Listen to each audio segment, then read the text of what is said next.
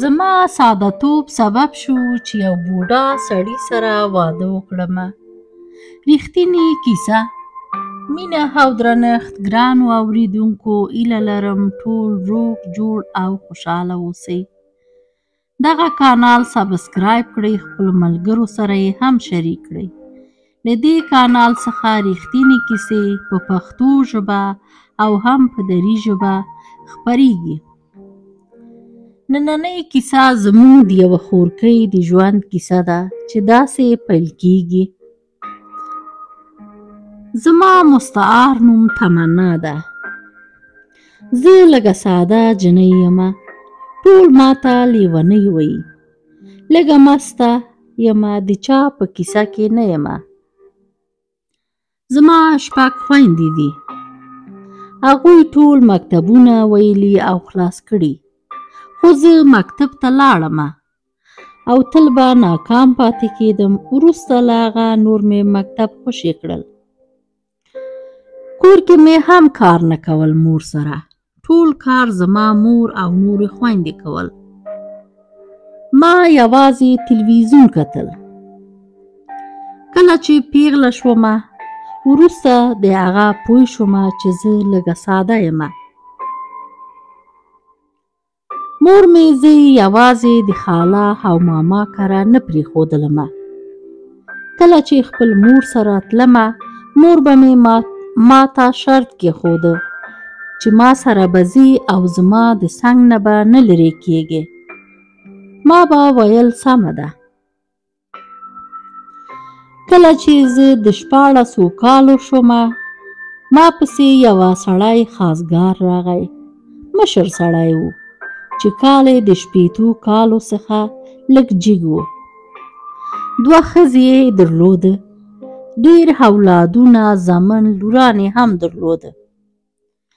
لورانې ډېر پیغلې وې او د لمسیانو څښتن و. ډېر شوقي سړی و او غوښته چې یوه ځوانه ښځه ولري. زما عمر هغه وخت د 14 کالو و. مور مې زه دغه بوډا سړي ته ورکړمه. مور مې فکر کوو چې نور به څوک ما پسې خاصګار نه راځي او زه به کور کې پاتې شومه. کله چې زما کوزده وشو، زه یې واده کړمه. دغه بوډا ډېر مست و. ډېرې پیسې درلوده. شرکتونه یې درلوده او تل به خپله کور کې اوزګار ناست و. زما څخه فقط د جنسي اړیکو کولو تمه درلوده. ټوله ورځ زه باید هغه سره کوټه کې یوازې اوسېدمه او زه یې خپل مور کره هم نه پرېښودلمه. زما د واده څخه 7 کاله تیر شو. په لومړیو کې زه نه پوهېدمه او چې هر ځلې ما سره کوروالي کوو، ما ته یې یو ګولۍ راکوو. لومړیو کې مې پوښتنه نه کوو چې دا ولې راکوې. وروسته مې بیا پوښتنه کول چې دغه ګولۍ د څه لپاره ده. هغه به راته ویل دا وخوره، د قوت لپاره ده.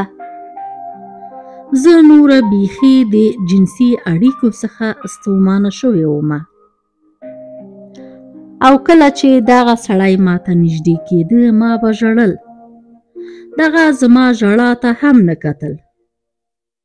زه لکه بندیوانه ومه چې یو کس په زندان کې اوسیږي. دغسې وم. زما ماشوم پیدا نه شو په دې 7 کالو کې. وروسته مې ویل چې یو ماشوم مې پیدا شي چې د بوډا له ظلم څخه خلاصه شمه. نه کېدل. زه نه پوهېدمه. یو ورځ مې خور راغله مونږ کره او ما ته یې ویل ولې ماشوم دې نه پیدا کېږي، لاړه شه ډاکټر ته. ما ورته ویل چې آجي ما ته داسې ګولیان راکوي مخکې له کوروالي څخه. خور مې ګولیانې ولیده. کله چې ګولیانې ولیده، لاړ آجي ته او زما خاوند څخه پوښتنه وکړه چې ته ولې داسې کار کوې. زه پوهیږم ته اولادونه لرې، خو زما خور بچیان غواړي. ته ولې هغه ته دا ګولیان ورکوې؟ حاجي اول کې ورته منکر شو. کله چې ما ګولیان ښکاره که، بیا حاجي زما خور ته ویل ستا خور ماشوم نشي سنبالولی. ماشوم څه کوي؟ خور دې ما شوقي کړی، نه غواړم ماشوم سره مصروفه شي. پرېږده چې زما خیال وساتي. خور مې د حاجي څخه خفه شو او لاړه. وروسته له هغه زه پوه شومه چې کله چې ګولیان یې راکول ما به نه خوړل او ژړل به مې. ما د حاجي اوقات ډېر تریخ کړی و او ورته به مې ویل ما ډاکټر ته بوځه. حاجي وروسته تصمیم ونیو او ما ته یې ویل ځان دې تیار که چې پاکستان ته دې بیایم. زه له خوشحالۍ څخه ټوپونه مې وهل. زړه مې غوښتل چې مور شمه، ښکلی ماشوم ولرم. بیک مې جوړ کړل. سبا ته حاجي سره روان شو پاکستان ته. هلته زه یې اول هوټل ته بوتلمه او خپله خاوند مې یوازې روغتون ته لاړ. له روغتون څخه راغی، زه یې ځان سره روغتون ته بوتلم. هلته چې ډاکټر ته لاړم، زه په پښتو ژبه او په اردو ژبه نه پوهېږم. زه نه پوهېدم چې ډاکټر څه ویل. دوا یې راته راکړه. زما خاوند ویل نن شپه دغه دوا وخوره، سبا ته راشه معاینات کوي. ما له ډېرې خوشحالۍ څخه خندل چې ماشوم مې پیدا کېږي. د بوډا له شوق څخه خلاصېږمه. له ډېرو رابطو څخه زه ستومانه شوې ومه. سبا شو، لاړو روغتون ته. هلته ما ته زرغونې جامې راکړه. ما جامې واغوسته او ما ته یې سیروم وصل که. کله چې سیروم یې راکړه زه نور پوه نه شومه. یو وخت چې سترګې مې لږې خلاصې کړه، زه یوازې اتاق کې ومه او سر ته مې حاجي ناست و. ګورم چې خېټه کې مې لږ د عملیات داغ ده او په اسمان پرې لګول شوی ده. حاجي څخه مې پوښتنه وکړه چې زما خېټه یې عملیات کړی.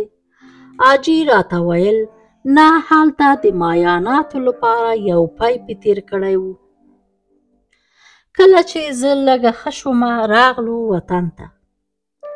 کله چې وطن ته راغلم زما خور خبره شوه چې زه پاکستان ته تللی ومه. خور مې راغله. زه ډېره په خوشحالۍ مې ورته ویل زه له خیره مور کېږمه. خور مې راته ویل دوا یې درکړی. ما خپل خېټه ورښکاره کړه چې دغسې معاینات یې راته وکړه.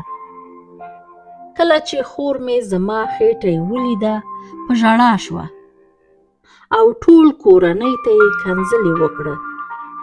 زه حیرانه ومه چې زما خور ولې د دوی سره دعوا او جنګ کوي. خور مې راته ویل زما ساده او لیونۍ خورې، نور تر څو ژوندۍ مور نه کېږې. ستا د ماشوم جای ګنډلی ده. خور مې په ژړا لاړه او زه وروسته له هغه پوه شومه چې زما د اولاد ځای یې لرې کړی ده. نور مور نشم کېدی. وروسته له هغه د ټول نړۍ څخه زما کرکه کېږي. له نارینه له آواز سره مې کرکه پیدا شوی. نه غواړم نور حاجي ما ته مخامخ شي. حاجي اوس سخته پښیمان ده، مګر شوی کار شوی ده. زه اوس حاجي خواته نه ځمه. کله چې راته راشي ډېر زاړي او زارۍ راته کوي، مګر اوس زما زړه له کاڼو څخه شوی. رحم پرې نه کوم. دغه و زما د ژوند کیسه. هیله لرم تر اخره مو اورېدلی. ګرانو اوریدونکو دغه کانال ځان سره سبسکرایب کړئ، خپل ملګرو او دوستانو سره یې هم شریک کړئ. تر بل داستان تاسو په پاک او مهربان رب سپارم. الله مو مل شه.